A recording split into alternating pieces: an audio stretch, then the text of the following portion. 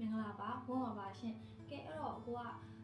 တခုခုလုပ်ချင်တယ်ပေါ့နော်အဲ့တော့တခုခုမလုပ်ခင်ပါဆိုရှင်တစ်ဖက်ကိုအဆင်ပြေမလားလို့ပြောရင်းနေရမယ် pattern သုံးခုလေးနဲ့မြည်လို့ရပါတယ်အဲ့တော့ပထမဆုံး pattern ကပါလေကြည့်အောင် may I เนาะအဲ့တော့ may I come in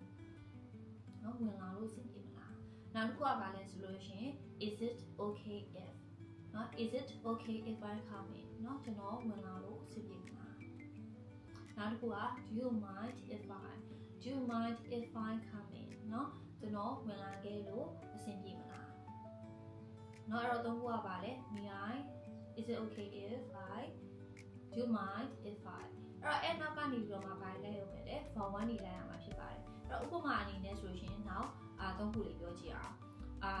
may I sit here ဒီမှာထိုင်လို့ရမှာလား is it okay if I sit here เนาะဒီမှာထိုင်လို့အဆင်ပြေမလား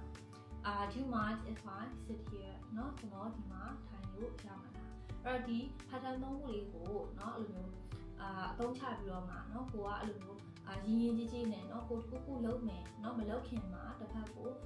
ခွင့်တောင်းနေတာပေါ့เนาะရင်းကြီးနဲ့မေးချင်တဲ့အချိန်မှာဆိုလို့ရှင်ပြောလို့ရမှာဖြစ်ပါတယ်ရှင်